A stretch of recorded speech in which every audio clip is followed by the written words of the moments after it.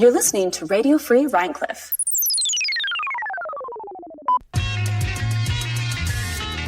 Welcome to Studio Property, the cinema podcast for people like you. My name is Doug Wartell.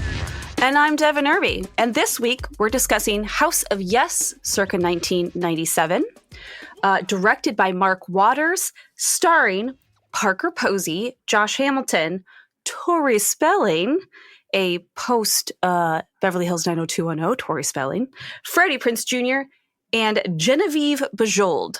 Did I say that right? Bujold? I'm going to go with Bujold. She's so incredible in this movie that I can't even wait to get to the intro to talk about. She's so good. So she was in Brian De Palma's Obsession. She was in Coma. She was in Cronenberg's Dead Ringers.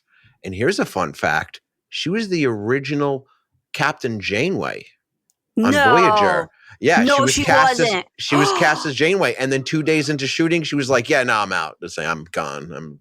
And she bounced. Although, truth be told, that was probably a smart move because Kate Mulgrew is pretty spectacular as Captain Janeway. And Kate Mulgrew is actually from my neck of the woods. I don't know if you knew that. Oh, is she? Mm-hmm. Well, I mean, near where I'm from. Yeah. And she's probably just like can live on convention money for the rest of her life. I assume so. Yeah. I have no idea how you're going to react to this movie, by the way. So the sooner we get to it, the better. Yeah. Yeah. And usually this is around the part where I do like some long, drawn out, silly intro. Mm-hmm. And I don't know if I want to do that because it becomes like a rant almost. Mm-hmm. Mm-hmm. But this week I'm going to go a different route because I think that The House of Yes is a Thanksgiving film that demands context. Oh, okay. And I'm here to give it to you. Okay. It's a movie that could have only been made during the apex of daytime trauma porn television. And that too demands context. Yes, it does. Because that's to us that was like yesterday, but not going to it's a long time ago. Mm-hmm. You see, it was 1997, and the computers that Radiohead warned us about were not yet in every household, so we hadn't yet learned the sweet release of punching down on strangers anonymously. But we made do. Sure, we may have been too civilized to have our cruel G-spots finger blasted by some low-rent Caesar's thumb.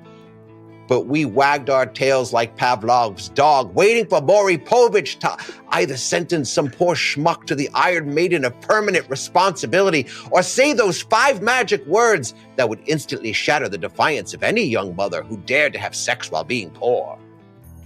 We loved shaming those unneutered dirt witches in front of an entire nation for adding yet another poor futureless bastard into their already pissed-in gene pool.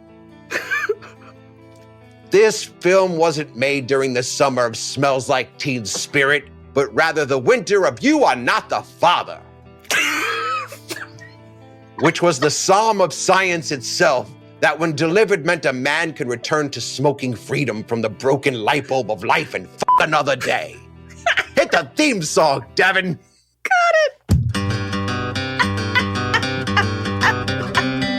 Put that prop gun down, put back the canisters you stole. The devil laughed out loud when you signed away your rotten soul. That's studio property, your studio property. Hey! Shut your mouth or you'll never work in Hollywood again. Ha-cha! So this movie, like I mentioned, was a Thanksgiving film, but it takes place on Thanksgiving in 1983. Mm-hmm. You have a family. Dad has long since been gone. You've got mom, a daughter and a son, and another son who's been living in New York comes to visit for Thanksgiving, and he's bringing his fiance. The sister happens to be his twin sister, and she has just gotten out of a psychiatric hospital.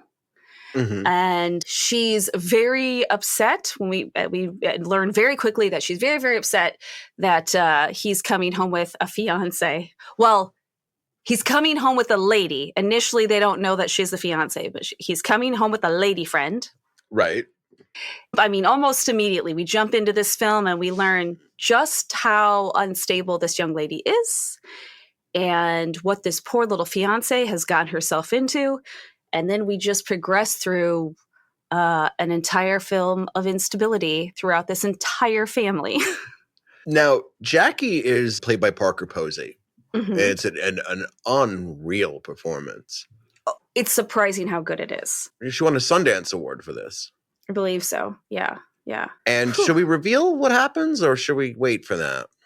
I don't know. What do you think? Yeah, I mean, because it's on one hand, you could look at it as the movie that hangs in the balance of the film, but I don't think it does. I think the atmosphere of the film is more important. And I think also, even though it takes some time for us to find out the big secret, it's no secret. You've pretty much figured it out before they actually say it. You're very suspicious before we ever get there. So we'll just say the brother and the sister, the twins, have an intimate relationship. Yes. But the brother, I would say, like, the brother is striving to be normal, which is why he ends up with this fiance in the first place. And I guess he brings her home to sort of like, is this like sort of perfunctory? Yes, I'm going to marry this girl, so therefore I'm bringing her home for a holiday so you can meet her. And I'm going through hi, this is my fiance, please approve. Okay. But yes, it's very clear that he recognizes I'm just going to say it lightly, the unhealthiness and instability and absurdity of the relationship, not only that he has with the twin sister, but also the mother and the other brother, because they're clearly not well either. And he's clearly, striving for normalcy, which is obvious. And he, at some point, says that's why he went to New York. And it's wild because he's marching this very normal girl into like this triangulation, like a literal triangulation of Crossfire, right? Because he's got his weirdo, horny brother. Like, and then the mother, who is, as you find out as it goes along, is way more off her rocker than even the obvious than Jackie to some extent. Yeah. So, exactly. I should mention that this is Mark Waters' debut. He was an AFI student when he made this. Oh, so this is his directorial debut. He goes on to do Freaky Friday and most famously Mean Girls. He just did Mother of the Bride. But here's something fun. His brother wrote Heathers. Really? Yeah. That is a fun piece of trivia. Yeah. And Hudson Hawk, and he had a hand in writing Batman Returns. But most important, he wrote Heathers. I love that. Yeah. So it's kind of all makes sense now, doesn't it? It does kind of all make sense. So obviously this is an older brother because Heathers came out in what, 89, 90? I wouldn't say 89. Yeah, that makes sense. Yeah. Yeah. That was a wonderful movie too. Yeah, it really was. Fun fact, the high school in that movie is named after Paul Westerberg from The Replacements. Really? Probably my favorite band of all time. Cool. Yeah. Huh. Yeah. I did not know that. I know stuff. Useless stuff. You do. My brain is a junk drawer, Devin. Just pulling out random trivia facts. And sometimes a spool of yarn. Yeah, exactly. Rusty scissors. Yeah. But yeah, I mean, Geneviève Bujold? What did we agree we were going to call her? I think we said Bujold. She's Bujold. Right. She's Canadian, but one would assume with the accent aigu in her first name and Bujold? Because I'm looking literally when they do like the translation thing, Geneviève Bujold. I don't know. Bujold? I don't see the E. Yeah, I see Bujold. Yeah. Looks like, well, they're like, I don't even know. I'm so glad we don't have a comment section yet.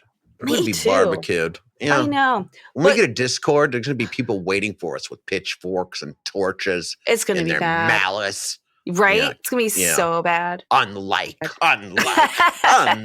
That's going to be them. Yeah. But the other thing I love about her name, though, is she's clearly French-Canadian. Because she's Canadian, right? Because she's Canadian, but it's a very French name. Oh, yeah. She's from Montreal, Quebec, or Quebec, or Quebec, depending on how you like to say it. Tomato Town. Yeah. Exactly. But she is unbelievable in this film. Well, first of all, when you walk into the house, the moment they get in the house, right? It's there's a storm outside. It's almost reminiscent of like a Rocky Horror situation. Like the moment they get in, the son and his fiance walk in the house, they are clearly trapped in this hyper reality. Yes. That's like Yes. reminiscent of like Clue or Yes. Murder by Numbers, right? Because we should also mention that this is based on a play by Wendy is. MacLeod. Yes. So the dialogue reflects that immediately. It's very musical. There's not a pause. It's just boom, boom, boom, boom, boom. And it's one piece of shrapnel after the next. Yeah. Yeah. You feel it's unusual, I think, that it's a movie, it's a film that's based on a play, and you feel that foundation, and you feel it in a good way. Because like you said, the way the dialogue moves forward and everything, it's really well done. Because I think all too often you'll see a movie that's based on a play and you're like, I don't know. It's okay. It doesn't quite translate. Unless it's a musical. Musicals always translate. But if it's just a play, Do they? What?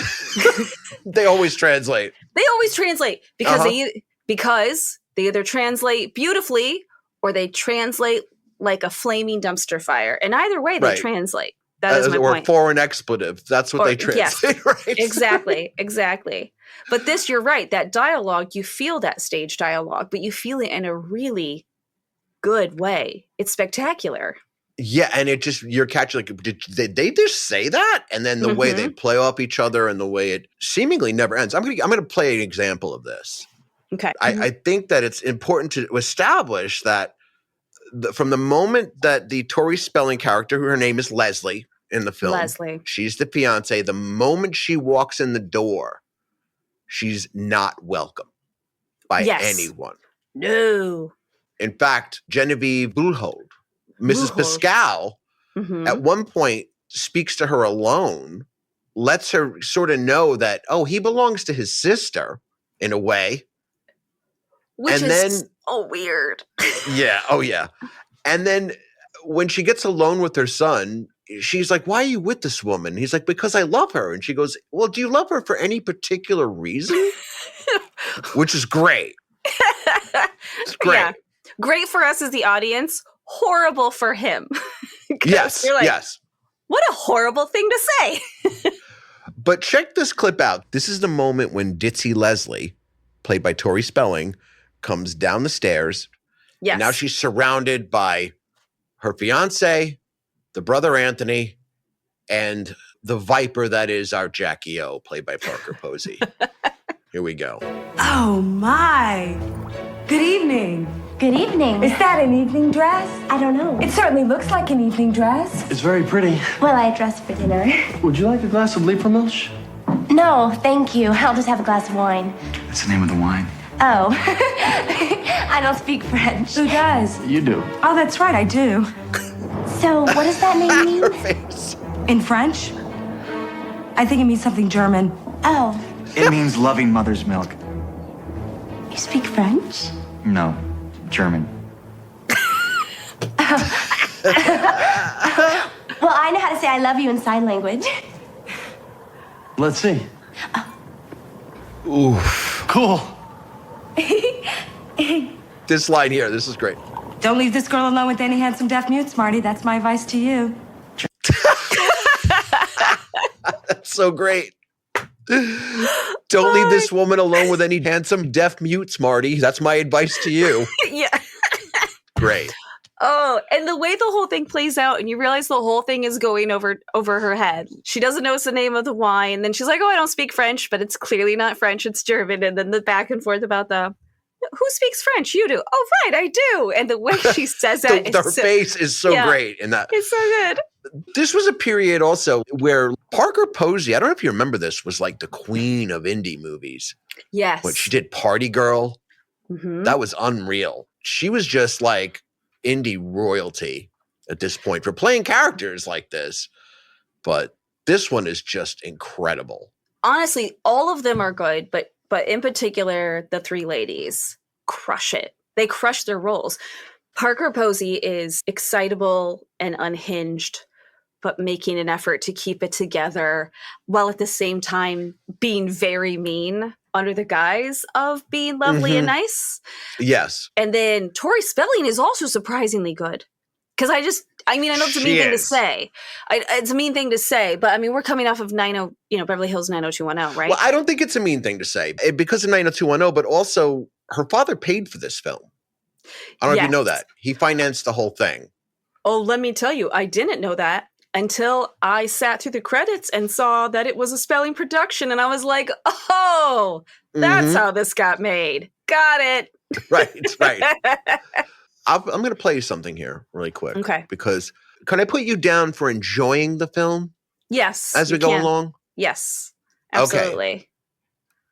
Because Siskel and Ebert had a problem, or 5, with it. And I'm going to play this clip because it even though they agree that they didn't like the film, they spend more time praising Tori Spelling than they do Parker Posey, which is weird because Tori Spelling was nominated for a Razzie for this movie. I don't think that makes sense. I mean, no, but to hear them go on about it, you would think she was the lead, which shows you the power of one Aaron Spelling. But you watch this clip because it looks like Siskel and Ebert were about to kill each other over this movie. Running through the film involves the sisters' fascination with Jacqueline Kennedy and family secrets that their overnight guests can hardly even begin to suspect. Parker Posey is effective as the chatty, daffy, stay-at-home sister. She won an award at the Sundance Film Festival for this film. And Tori Spelling is very good as the visitor from the world of the normal. And Tori Spelling is like electric. Yeah, sure. The other one won like an award or something. Although that's the answer to why they disliked it, because she's a visitor from the world of the normal. Clearly, they couldn't handle the content of the film, and therefore all they can do is talk crap about it.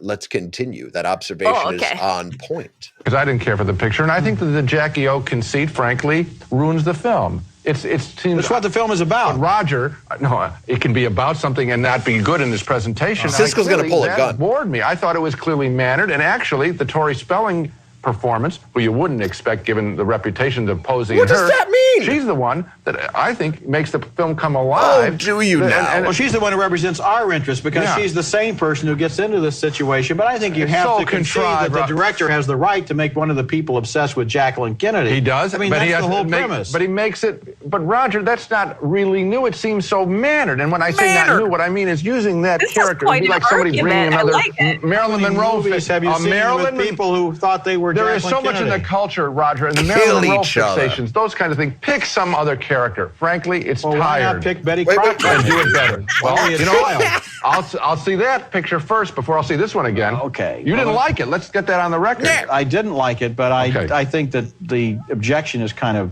strange. Coming up later. That was amazing. I like neither of them like it, but they're arguing about why they don't like it. Right. Brilliant. And then, oh my goodness. Being hateful toward each other for their reasons of not liking it. Yes, so weird. And our disdain represented the entire spectrum of malice.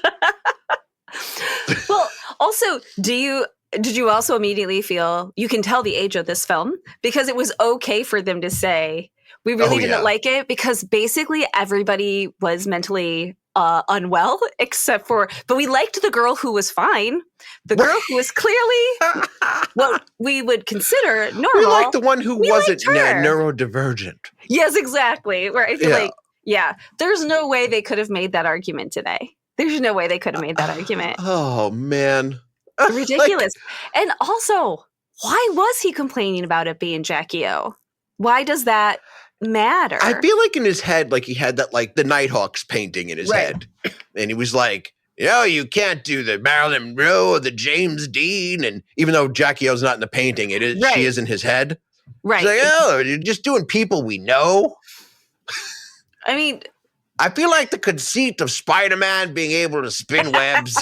Right? Exactly. You know, like what? You're going to complain about whoever they pick because the point of her character is that she does have an unhealthy obsession with a famous individual, in this case, Jacqueline Kennedy Onassis. So she has this weird obsession with her. So it's going to be somebody famous. It's going to be somebody prominent in one way or another. So I just feel like he would have just complained about it no matter what. We should mention that her obsession seemingly began at a party when they were much younger.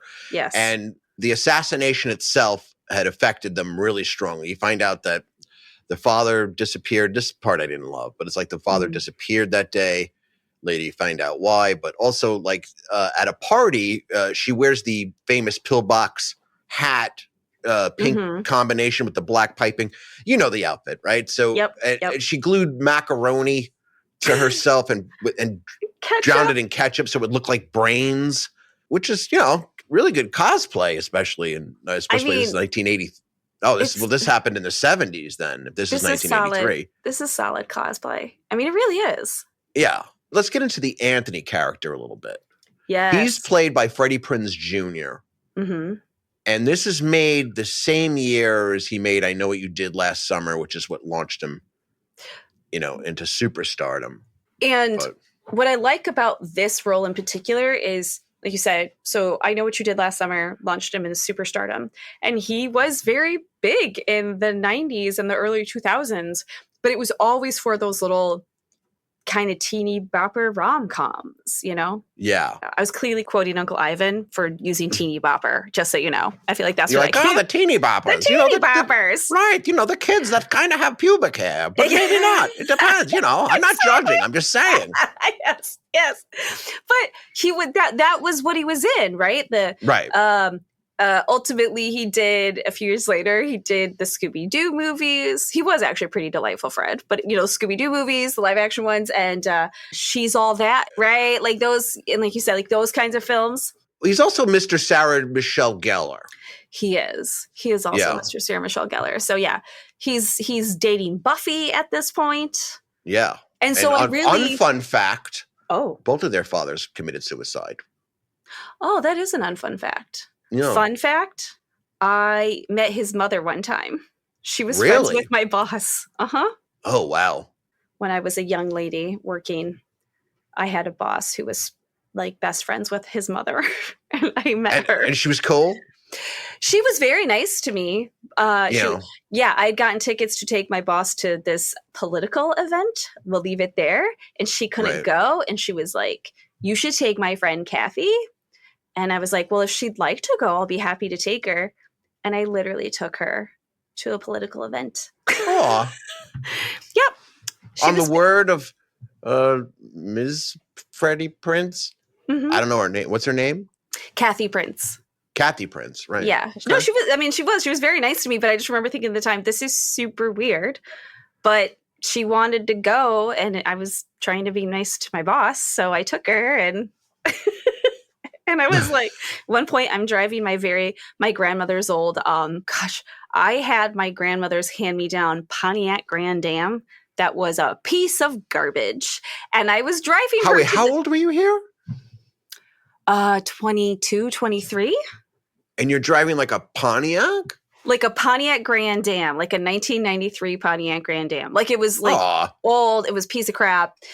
The family referred to it as Poochie because it like didn't have a lot of get up and go. And I'm driving her and I'm like, I'm totally driving Buffy's mother-in-law in my crappy car. I don't know how this happened, but this is happening right now. Yeah. That's cool. Such a weird random story. We ran into Parker Posey at a John Cameron Mitchell gig. Ooh. Yeah, we were at it's a performance space called the Spiegel Tent. In Bard. And John Cameron Mitchell was playing. It was like this sort of, and our table was right across from Parker and Company. Mm-hmm. So it was, she was still like kind of holding court and just being awesome. I love it. So, yeah. So it was Absolutely really cool. Love it. Yeah. So we obviously, we digress. We must get back to Anthony. So but he was, I loved because it was very different than all of the other roles he was getting at that time. And he's quite good at it.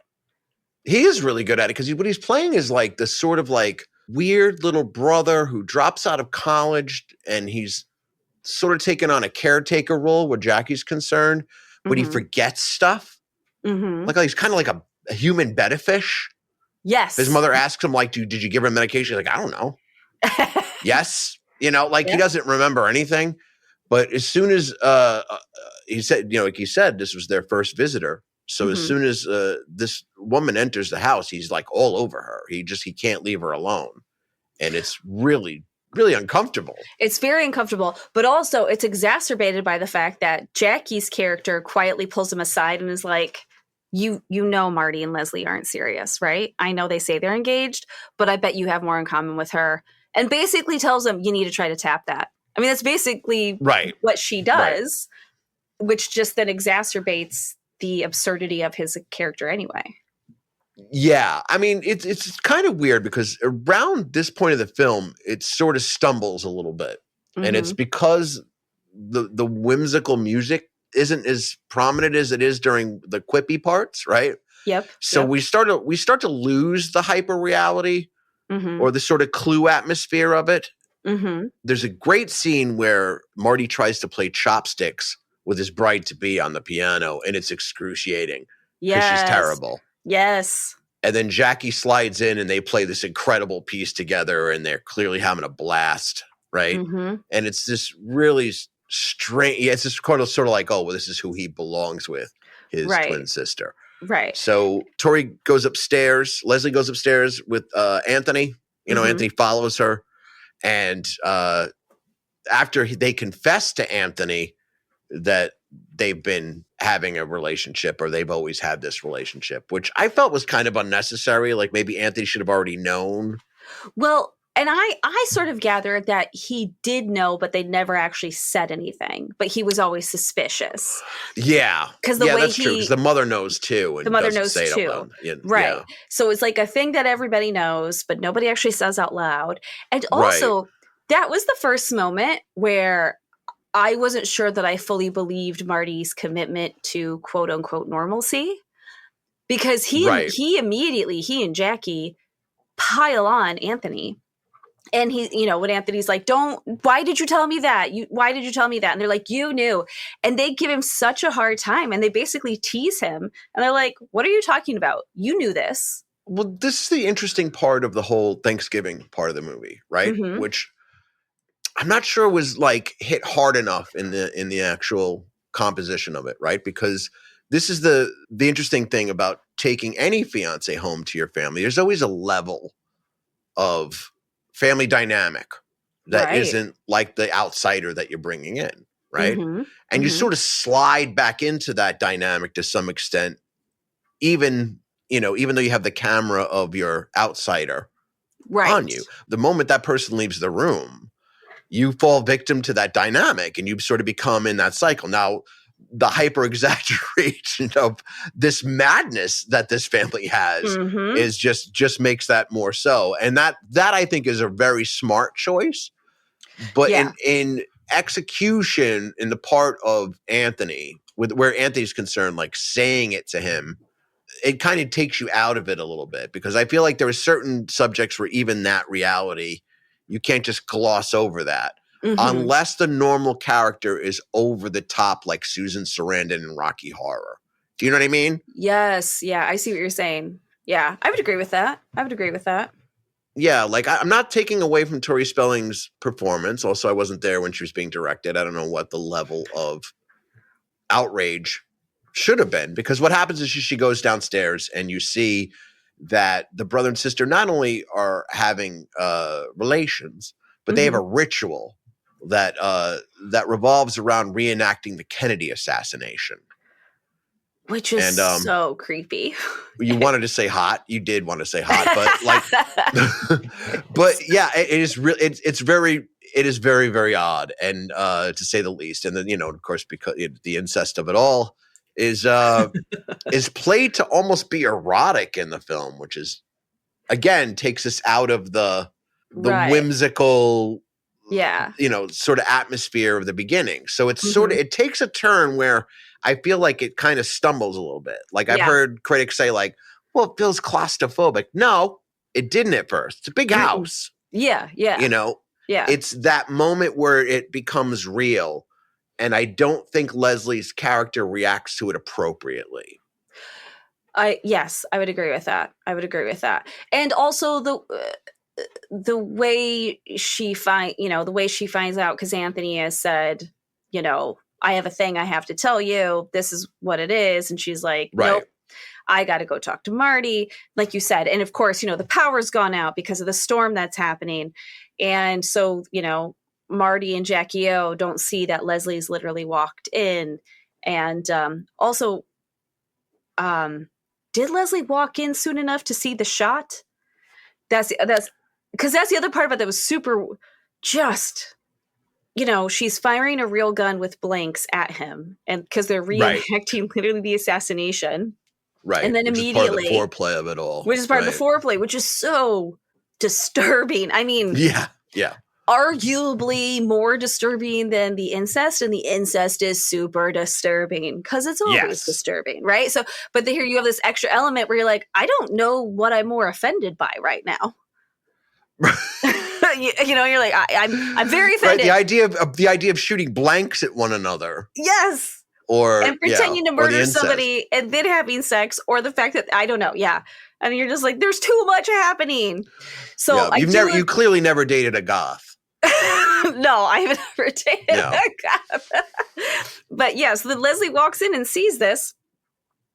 And weirdly, you're right. She doesn't have the right reaction because she doesn't stop it. She doesn't bust in and say, WTF.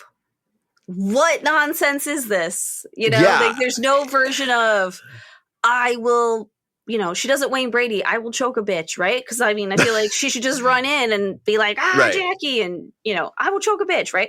She doesn't. She turns around and runs back up and decides to get it on with Anthony. Yeah, that's and it's not in that, again, at that hyper reality, you could have carried that a little bit, right? Because you had the storm. Right, which was supposed to keep her in the house. Yes. Right? But then Anthony's really creepy and smothering to begin with. Yes. That had to be musical. That's really delicate. And it stumbles right there. You're just kind of like, oh, yeah. It was so much fun. I guess I'll go with it, but it's not done well. Right. Did you find yourself, because I know I did at that moment, going, how did this work on the stage? Every time. Yes. Yeah.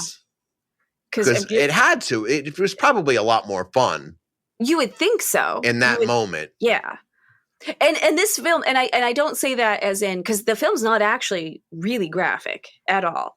No. I mean, everything's fairly low key. The things that you do see are extremely minimal.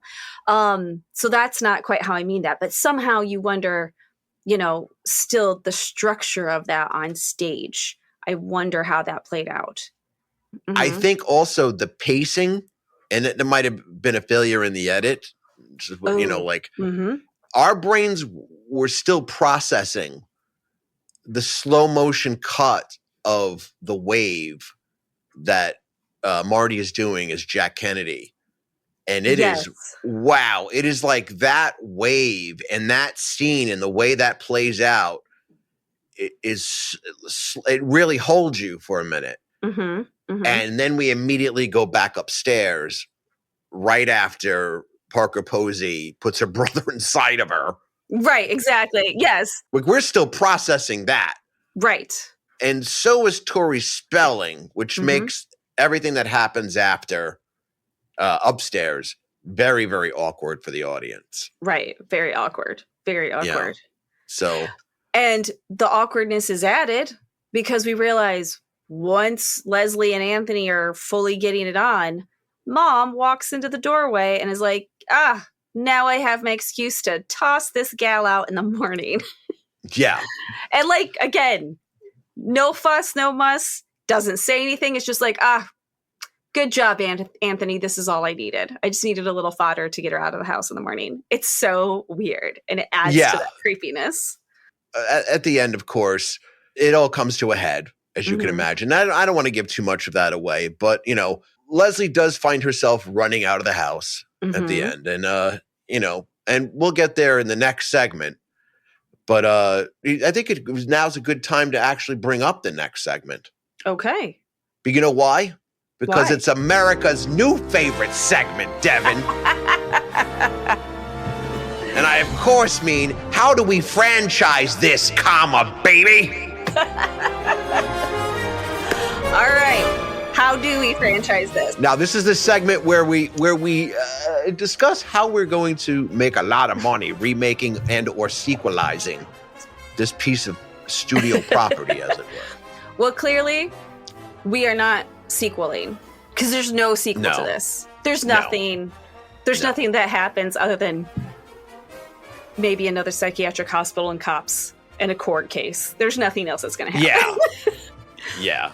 The police are coming. The police Yeah. are coming. There's no way the police aren't coming. And some of the things you find out later, they're bringing a dig team with them. Yes, So, exactly. They're yeah. definitely bringing a dig team. Yeah. So look, when I mentioned earlier that there's a stumble in there, like that should not prevent you from seeing this. This is a pretty No, not at fun all. movie. It is. But I think I figured this out because, and it's funny because I was watching. Do you know who Coralie Fargit is director? Mm-mm. She just did a film called The Substance with Demi Moore. Oh yes, I know. Yeah, I know that She's movie. like in the Okay. body horror genre. I get like this film is. I don't know what. I Okay. didn't see The Revenge, the film before Okay. that, but like, so I watched like a making of The Substance, right, and Mhm. just listening to her like how she budgets certain things. Like she had like a Hollywood scene, but she filmed it in France, so she's like, "Oh, I just needed a shot of a palm tree, and I'm fine." And then they showed the shot, and I'm like, "That's all she freaking needed," because she wanted to spend money on this, Yeah. like the models and the blood and all this. And I'm like, she did that movie for $17.5. What? Really? Yeah. And I bring that up because I think not only are we going to remake The House of Yes, but we're going to make it a musical. Yes, thank you. And I think that this musical, because you said it yourself, musicals always translate. Musicals always translate. So what we'll do is we will turn this into a musical, Okay. but with practical sets. Like Mhm. The Wiz or like Grease or like Yes. we're on locations and sets. It isn't going to be wicked. Right, It's not going to be. right. They're not going to be standing in front of like a Harry Potter screensaver No. and singing nonsense. Yep. You know. Yep. So Agreed. this is the idea. Okay. Although I'm going to alter it a little bit. Mhm. Okay. So we're never going to see the actual incest. Okay. We're going to know. But we It'll don't be need more to than see it. because I want to compete with whatever bullshit Wicked inspires by the time we get to filming. right? Oh, yeah. Okay. Yeah. Once we enter that like hyper reality of a musical, we get Mhm. away with murder. And then some. We get Yes. away with incest. Right? Yes, we do. So let's go over Okay. who we think we should cast. And we'll Okay. take votes on each one, okay? Okay. Who plays Marty? Who plays Marty? Marty's got to be. Okay. Part of my. I'm not gonna lie. I want to cast people like my own age because of the way this film is. That's like where my head goes. But I gotta think about younger people, and I feel like we need some 20 somethings. You're like 20, right? Yeah. Oh, so, thank yeah, you. totally get it. Well, Yeah, I you're was welcome. gonna say we both know I'm Yeah, not. we both moisturize. Sure. We do moisturize. Okay, Mhm. so With a vengeance. I don't know who I want as Marty. He's got to be somebody a little doofy, if that's the right word. I had Andrew Garfield. Oh, that'd be good. Oh yeah, I like Andrew Garfield. He sang in Okay. Tick Tick Boom as well, so he has the musical chops. Oh yeah. Yeah.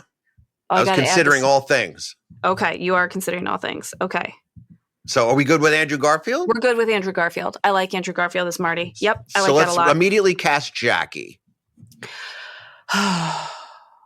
Okay, so who is a young person that sings that can pull off cuckoo? Does Florence Pugh Also, sing? there's makeup we can, Oh, true. we Does can- Florence Pugh sing at all? Ooh, that's a good question. Because I feel like Can we get her? Like, I mean, we're 17.5. Florence okay. Pugh is all the rage right now. I mean, she is all the She's got rage. a Marvel thing. She's got a Dune 3. But yeah. we're also remaking The House of Yes as a musical, which is, so I yeah, feel she like wouldn't say no to that. She probably give me She'll- half of what I make for that. I know she's going to give us a deal. She's going to give us Yeah. a deal. I would at least audition Chapel Roan. Oh, yes. Okay. If you're Chapel Roan, and I don't want to stereotype pop starlets. Yeah. She does do offbeat things. She does, she's a champion of like the LGBT community, right? I don't think she has any qualms about just totally trumping Madonna, right? Yes. So she might want to bite into this just for that, right? So I want to see her audition role. If not, I'd have to go Kristen Bell. Oh, okay. And Kristen Bell also moisturizes, so a bit She older, does. but That's important, by the way. But if you're yeah, watching could at do home. it. Yeah. Yeah. Moisturize, guys. Yeah, she would be good too. She'd be good too. I don't know if her Kristen Be- Disney contract would allow it, but I don't know. She seems like a lady who has control over her own destiny. I have to imagine she'd be like, you know what, Disney? I need to be allowed to do the things I want to do. And I'm clearly going to play a girl obsessed with Jackie O. Yeah, right? Yeah. You think so? I think she would kill this role. I think she would do a great job. She could handle the... Because there is a back and forth. It's that complete mental instability, but being able to snap back to pretending you're fine. Because Parker Posey did that beautifully. Yeah. You know, where she would just be like, oh, yes. Oh. Yeah, I think she'd be fantastic Mother. in that. I'm fine. Yeah. Yes. Could you make me coffee? Thank you, Mama. You know, like right. the way they should go back and forth. So yeah, I think we see if Chappell Roan can do it, because I think there's like we at least look at her audition tape. We at least look at her audition tape, but I would say Kristen Bell is probably pretty darn solid for that. Yeah. Yeah, that's good. All look right. at you on a roll. I like 2 for it. 2. Who do you have for Leslie? Well, or as Roger Ebert would say, who is our pathway to normalcy? Who's our pathway to normalcy? Well, now I feel like my choice doesn't work, because I really thought Zendaya would be delightful. But I don't think it works now. I don't think it works with Kristen Bell and Andrew Garfield.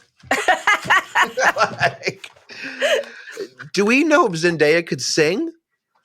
Yeah, she can sing. Didn't and she we sing keep on that putting her TV? in everything. Well, wasn't she on that TV? We don't. The world does. Yeah. She's talented as one. I don't know. You can't not look at her, and she seems delightful. Yeah. What's that? I mean, I think she's wonderful, but she's in everything.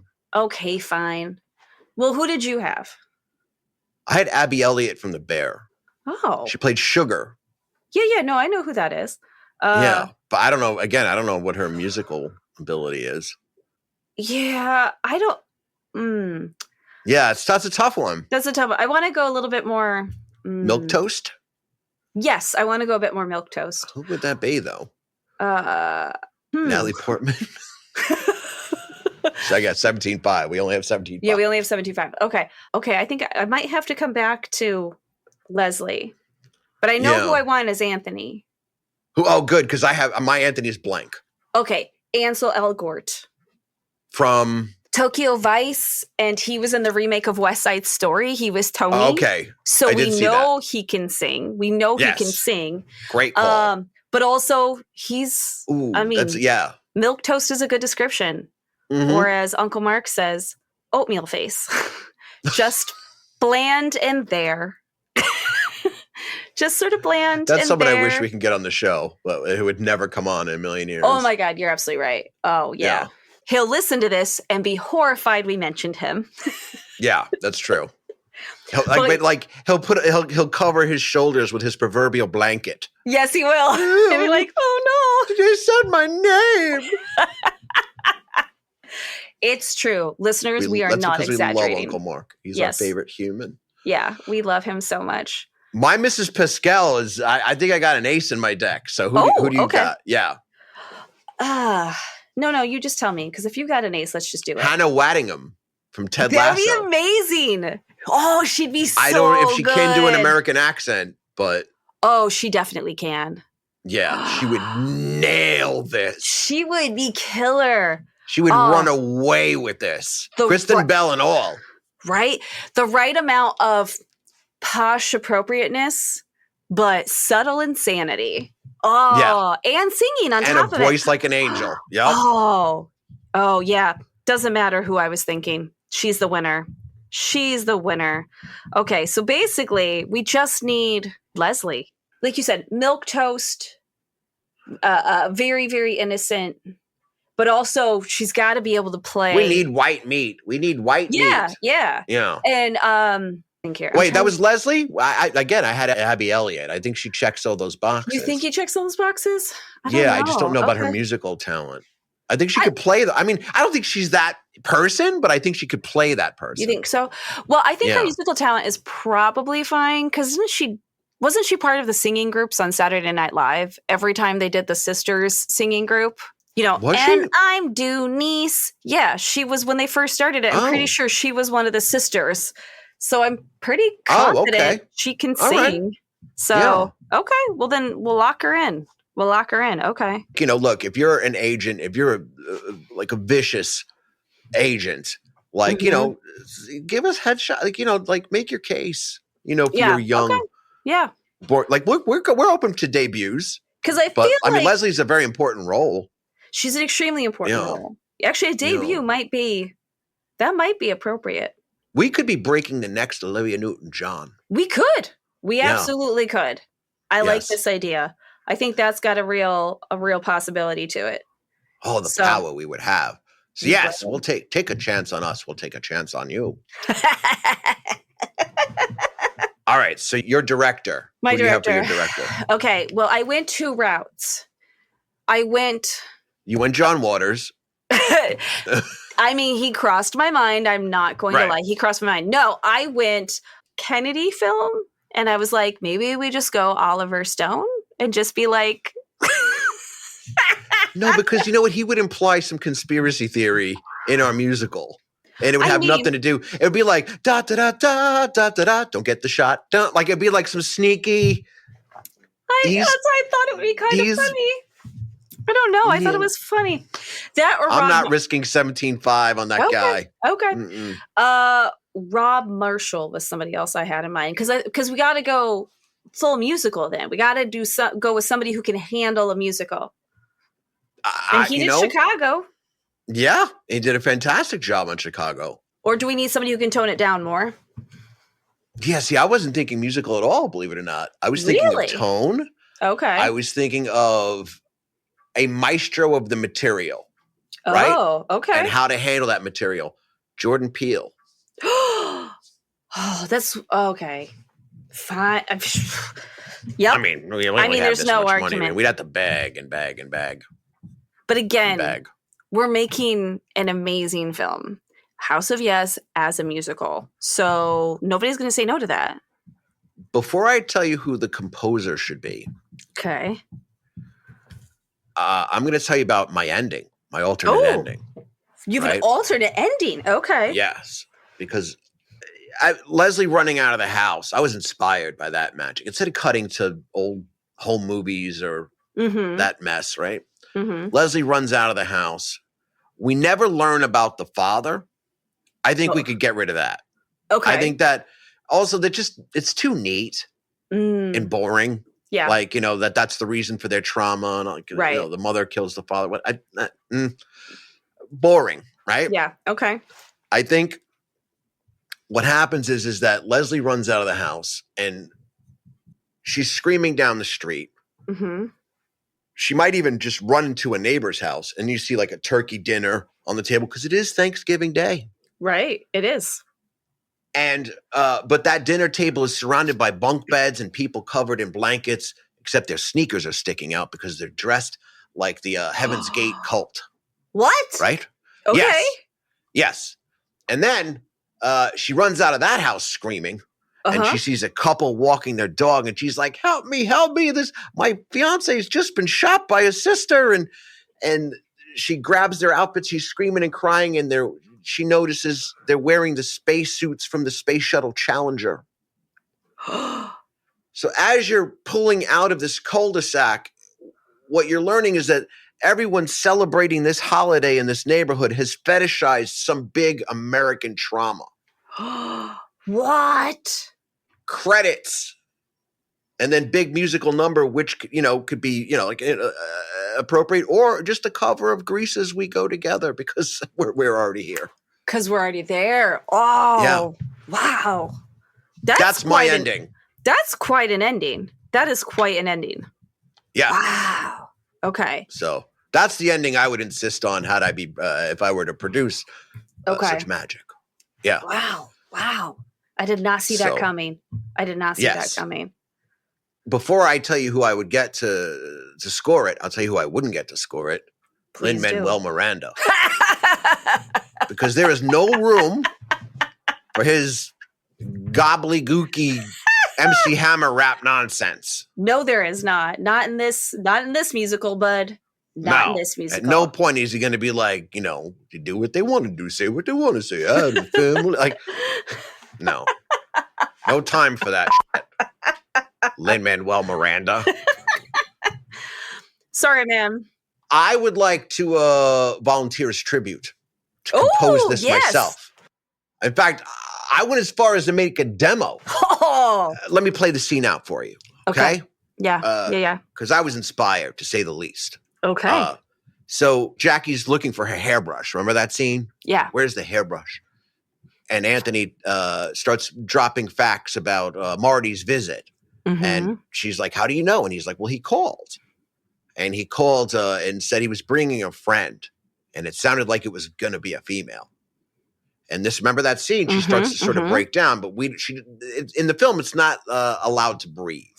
Right. Whereas, like, the song should go in stages of her, like, curiosity to anger to maybe plotting the death of the person. Yep. Before she even sees who it is. Yeah. So I'm going to play us out with the song that I wrote.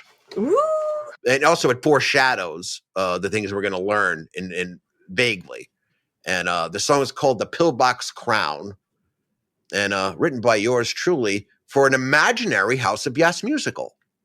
I'm so excited to hear this. That being said, join us next week. We're going to cover The American Friend, starring Dennis Hopper and my favorite actor of all time, Bruno Ganz. Yep. Yeah, he's up there. He's in the definitely top 3.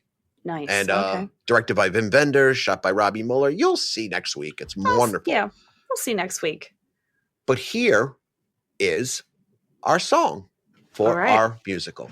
Yes. Eat My Crust, Lin-Manuel Miranda. We're your studio property. I'm Doug. I'm Devin.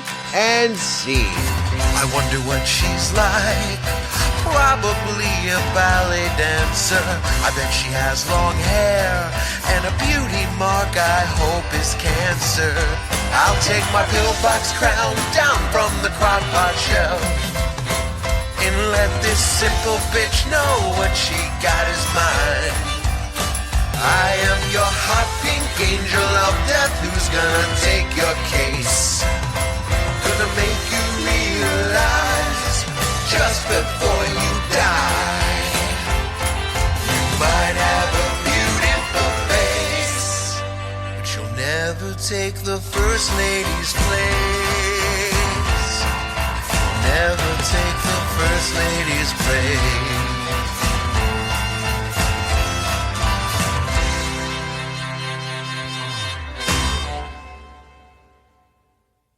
Spillway Street.